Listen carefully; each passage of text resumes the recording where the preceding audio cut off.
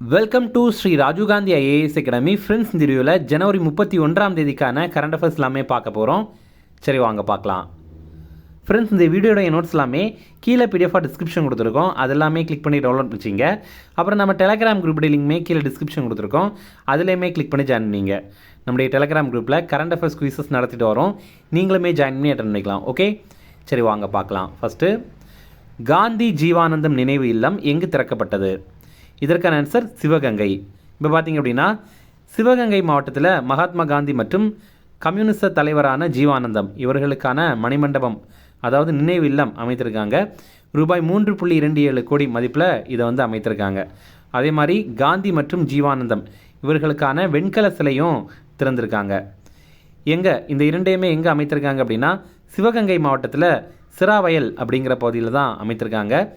இந்த பகுதியில் தான் காந்தியும் ஜீவானந்தமும் வந்து சந்திச்சிருக்காங்க. அடுத்தது, வீரகவி முடியரசனாரின் உருவச்சிலையை முதல்வர் மு.க. ஸ்டாலின் எங்கு திறந்து வைத்தார்? இதற்கான ஆன்சர் சிவகங்கை. சிவகங்கையில் பார்த்தீங்கன்னா காரைக்குடியில் கழனிவாசல் அப்படிங்கிற பகுதியில் தான் இதை திறந்து வைத்திருக்காங்க. இது தமிழ் வளர்ச்சித்துறை சார்பில் ரூபாய் 50 லட்சம் மதிப்பீட்டில் அமைக்கப்பட்டிருக்கு. ஃப்ரெண்ட்ஸ், நம்ம ராஜீவ்காந்தி ஐஏஎஸ் அகாடமியில் இந்த ஆண்டு நடைபெற போகிற டிஎன்பிஎஸ்சி குரூப் 1 ப்ரிலிம்ஸ் எக்ஸாமுக்கான டெஸ்ட் சீரிஸ் ஸ்டார்ட் பண்ணியிருக்கோம். ரொம்ப குறைந்த கட்டணத்தில் இதை நம்ம நடத்துகிறோம். ஸ்க்ரீனில் தெரிகிற நம்பருக்கு கால் பண்ணி இதில் நீங்கள் வந்து ஜாயின் பண்ணிக்கலாம். அதே மாதிரி இந்த ஆண்டு நடைபெற போகிற டிஎன்பிஎஸ்சி குரூப் 1 குரூப் 2 எக்ஸாமுக்கான 6 மாத கிராஷ் கோர்ஸ் நம்ம இன்ஸ்டியூட்டில் வந்து நடத்துகிறோம். இது பார்த்திங்கன்னா ஆன்லைன் பேட்ச் மட்டும்தான். ரொம்ப குறைந்த கட்டணத்தில் நம்ம இதை நடத்துகிறோம். ஸ்க்ரீனில் தெரிகிற நம்பருக்கு நீங்கள் கால் பண்ணி இதில் வந்து ஜாயின் பண்ணிக்கலாம்.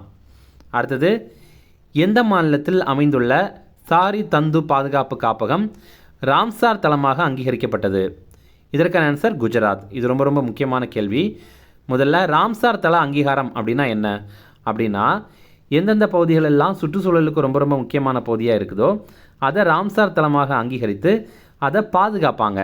நம்ம இந்தியாவில் இது வரைக்கும் 96 ராம்சார் தளங்கள் இருக்குது. இப்போ புதிதாக 2 ராம்சார் தளங்களை சேர்த்துருக்காங்க. உத்தரப்பிரதேசத்துடைய பாட்னா பறவைகள் சரணாலயம் இது ஒன்று. அடுத்து பார்த்திங்கன்னா குஜராத்துடைய சாரி தந்து இது ஒன்று. இந்த மாதிரி 2ஐயும் சேர்த்துருக்காங்க. இதோடு சேர்த்து இந்தியாவில் ராம்சார் தலங்கள் வந்து 98 இருக்குது. இப்போ உங்களுக்கு ஒரு சந்தேகம் வரலாம், என்னென்னா பாட்னா பறவைகள் சரணாலயம். பாட்னா அப்படிங்கிறது பீகாருடைய தலைநகர். அப்போது பாட்னா பறவைகள் சரணாலயம் வந்து பீகாரில் தானே இருக்கும் அப்படின்னு நீங்கள் நினைக்கலாம். ஆனால் பாட்னா பறவைகள் சரணாலயம் வந்து உத்தரப்பிரதேசத்தில் தான் இருக்குது. அதில் நம்ம தெளிவாக இருக்கணும். ஓகே, இப்போது ராம்சார் பிரகடனம், ராம்சார் டிக்ளரேஷன் பற்றி பார்த்தீங்கன்னா, ஈரான் நாட்டில் ராம்சார் அப்படின்னு ஒரு பகுதி இருக்குது. அங்கே 1971 ஆண்டு பிப்ரவரி 2 ஒரு ஒப்பந்தம் போட்டிருந்தாங்க. அதனுடைய அடிப்படையில் தான் இந்த மாதிரி சுற்றுச்சூழலுக்கு ரொம்ப முக்கியமான பகுதியை ராம்சார் தளமாக அங்கீகரித்து அதை பாதுகாக்கணும் அப்படின்னு முடிவு பண்ணாங்க. அடுத்தது, இது ரொம்ப முக்கியமான கொஸ்டின். தற்போது எந்த சட்டப்பிரிவில் மாதவிடாய் ஆரோக்கியம் சேர்க்கப்பட்டது? இதற்கான ஆன்சர் ஆர்டிகிள் 21. நமக்கு தெரியும், ஆர்டிகிள் 21 அப்படிங்கிறது ரைட் டு லைஃப், அதாவது வாழ்வதற்கான உரிமை அல்லது வாழ்வுரிமை அப்படின்னு நம்ம சொல்லலாம். இப்போது ஒருத்தங்களுடைய மாதவிடாய் ஆரோக்கியம் இந்த ரைட் டு லைஃப்பில் வந்து சேர்த்துருக்காங்க. இது வாழ்வுரிமையின் முக்கிய அம்சம், முக்கியமான அங்கம் அப்படின்னு உச்சநீதிமன்றமே தெரிவித்திருக்காங்க. அதே மாதிரி உச்சநீதிமன்றம் என்ன தெரிவித்திருக்காங்க அப்படின்னா, அரசு மற்றும் தனியார் பள்ளிகளில் இலவசமாக சானிட்டரி பேடுகளை வழங்கணும் அப்படின்னு தெரிவித்திருக்காங்க. அதே மாதிரி இது 6ஆம் வகுப்புலேருந்து 12ஆம் வகுப்பு வரைக்கும் படிக்கிற மாணவிகளுக்கு வழங்கணும் அப்படின்னு தெரிவிக்கிறாங்க. அதே மாதிரி பார்த்திங்கன்னா, மாணவிகளுக்கு தனியான கழிப்பறை வசதி வந்து ஏற்பாடு பண்ணி கொடுக்கணும் அப்படிங்கிறதையும் தெரிவித்திருக்காங்க. இப்போ நம்ம தமிழ்நாட்டிலலாம் பார்த்திங்கன்னா நிறைய இடங்கள் அந்த மாதிரி தான் இருக்குது. ஆனால் இவங்க இந்தியா முழுவதுமே தெரிவிக்கிறாங்க. ஓகே, அடுத்தது, 2026 ஆஸ்திரேலியன் ஓப்பன் கிராண்ட் ஸ்லாம் போட்டியில் ஆடவர் பிரிவில் வெற்றி பெற்றவர் யார்? இதற்கான ஆன்சர் நோவாக் ஜோகோவிச். இது ரொம்ப ரொம்ப முக்கியமான கேள்வி. டென்னிஸில் பெரிய ஒரு பட்டம் என்ன அப்படின்னா அது கிராண்ட் ஸ்லாம் பட்டம். ஒவ்வொரு ஆண்டும் 4 கிராண்ட் ஸ்லாம் போட்டிகள் வந்து நடைபெறும். ஒரு ஆண்டுடைய தொடக்கத்தில் பார்த்திங்க அப்படின்னா ஆஸ்திரேலியன் ஓப்பன் கிராண்ட் ஸ்லாம் வந்து நடைபெறும். இரண்டாவதாக ஃப்ரெஞ்சு ஓப்பன் கிராண்ட் ஸ்லாம் நடைபெறும். இந்த ஃப்ரெஞ்சு ஓப்பன் இருக்குல்ல, அதுக்கு இன்னொரு பேர் இருக்குது. அது என்ன அப்படின்னா ரோலாண்ட் கேரோஸ் அப்படிங்கிறது தான். மூன்றாவதாக இங்கிலாந்தில் விம்பிள்டன் டென்னிஸ் போட்டி நடைபெறும். 4வதாக யூஎஸ் ஓப்பன் அப்படிங்கிறது அமெரிக்காவில் நடைபெறும். இப்போ வந்து ஆஸ்திரேலியன் ஓப்பன் வந்து நடைபெற்றிருக்கு. ஆஸ்திரேலியன் ஓப்பன் டென்னிஸ் போட்டி இதில் ஆடவர் பிரிவில் நோவாக் ஜோக்கோவிச் வந்து ஜெயிச்சிருக்காரு. இதில் என்ன சிறப்பு அப்படின்னா, இந்த போட்டியில் வெற்றி பெற்ற வயதான நபர் வந்து இவர் தான். இவர் வந்து 38வது வயதில் ஆஸ்திரேலியன் ஓப்பன் டென்னிஸ் போட்டியில் வந்து வெற்றி பெற்றிருக்காரு. இந்த போட்டி ஆஸ்திரேலியாவுடைய மெல்போர்ன் நகரில் தான் நடைபெற்றது. அடுத்தது, இந்தியாவிற்கு ஆண்டுதோறும் 8 முதல் 10 பில்லியன் டாலர்களை வழங்க உள்ள வங்கி எது? இதற்கான ஆன்சர் உலக வங்கி. இப்போ உலக வங்கி என்ன தெரிவித்திருக்காங்கன்னா, இந்தியாவுக்கு ஆண்டுதோறும் 8லேருந்து 10 பில்லியன் அமெரிக்க டாலர்கள் நாங்கள் வழங்குகிறோம் அப்படின்னு தெரிவித்திருக்காங்க. ஒவ்வொரு வருஷமே அவ்வளோ ரூபாய் வழங்க போகிறாங்க. அந்த மாதிரி 5 ஆண்டுகளுக்கு வழங்கப்படும் அப்படின்னு தெரிவித்திருக்காங்க. எதற்காக அப்படின்னா, இந்தியாவில் வேலைவாய்ப்பு உருவாக்கணும், அப்புறம் தனியார் முதலீடு இருக்கணும், அப்புறம் உள்கட்டமைப்பு மற்றும் உள்ளடக்கிய வளர்ச்சிக்காக இந்த நிதி அப்படின்னு தெரிவித்திருக்காங்க. அடுத்தது, முக்கிய மந்திரி இடி கோலி டியூட்டி பாட் திட்டம் எந்த மாநிலத்தில் தொடங்கப்பட்டது? இதற்கான ஆன்சர் அஸ்ஸாம். அஸ்ஸாமில் பார்த்தீங்கன்னா தேயிலை தொழில் தொடங்கி 200 ஆண்டுகள் நிறைவு செய்யப்படுது.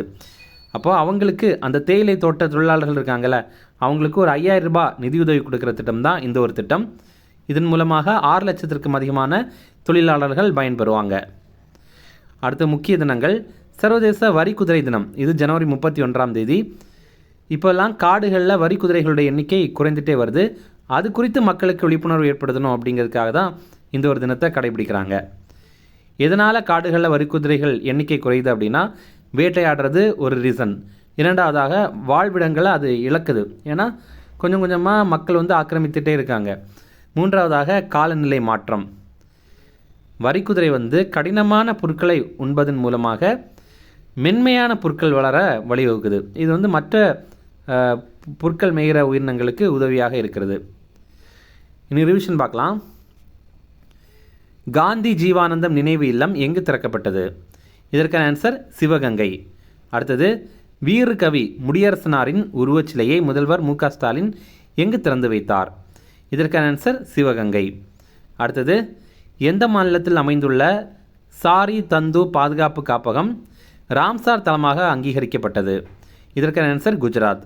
அடுத்தது, தற்போது எந்த சட்டப்பிரிவில் மாதவிடாய் ஆரோக்கியம் சேர்க்கப்பட்டது? இதற்கான ஆன்சர் ஆர்டிகிள் 21. அடுத்தது, 2026 ஆஸ்திரேலியன் ஓப்பன் கிராண்ட் ஸ்லாம் போட்டியில் ஆடவர் பிரிவில் வெற்றி பெற்றவர் யார்? இதற்கான ஆன்சர் நோவாக் ஜோக்கோவிச். அடுத்தது, இந்தியாவிற்கு ஆண்டுதோறும் 8 முதல் 10 பில்லியன் டாலர்களை வழங்க உள்ள வங்கி எது? இதற்கான ஆன்சர் உலக வங்கி. அடுத்தது, முக்கிய மந்திரி இடி கோலி டியூட்டி பாட் திட்டம் எந்த மாநிலத்தில் தொடங்கப்பட்டது? இதற்கான ஆன்சர் அஸ்ஸாம். அவ்வளோதான் ஃப்ரெண்ட்ஸ். அப்புறம் நம்ம போன வீடியோவில் ஒரு கேள்வி கேட்டிருந்தோம், ஒரு ப்ரீவியஸ் இயர் டிஎன்பிஎஸ்சி கொஸ்டின் இது. இதற்கான ஆன்சர் பார்க்கலாம். ஃபஸ்ட்டு, விதவை மறுமண உதவி திட்டம், இது பார்த்திங்கன்னா டாக்டர் தர்மாம்பாள் அம்மையார் பெயரில் செயல்படுத்தப்படுது. அடுத்தது, ஏழை உதவிகளின் மகள்களுக்கான திருமண உதவி திட்டம், இது பார்த்திங்கன்னா ஈவேரா மணியம்மையார் பெயரில் செயல்படுத்தப்படுது. அடுத்தது, ஆதரவற்ற பெண்களுக்கான திருமண உதவி திட்டம், இது அன்னை தெரசா பெயரில் செயல்படுத்தப்படுது. அடுத்தது, கலப்பு திருமண உதவி திட்டம், இது டாக்டர் முத்துலட்சுமி ரெட்டி பேரில் செயல்படுத்துகிறாங்க. ஓகே, இன்றைக்கான கேள்வி, கோயில் நுழைவு அங்கீகார மற்றும் இழப்பீடு சட்டம் நிறைவேற்றப்பட்ட ஆண்டு எது அப்படிங்கிறத கமெண்ட்ஸில் சொல்லுங்கள். Option A 1938, option B 1940, option C 1939, option D 1941. Okay, இதில் கரெக்டான ஆன்சரை கமெண்ட் பண்ணுங்கள். இந்த வீடியோ பிடிச்சதா கண்டிப்பாக லைக் பண்ணுங்கள், உங்கள் நண்பர்களுக்குமே ஷேர் பண்ணுங்கள். கண்டிப்பாக இது அவங்களுக்கும் பயனுள்ளதாக இருக்கும். Okay, thank you.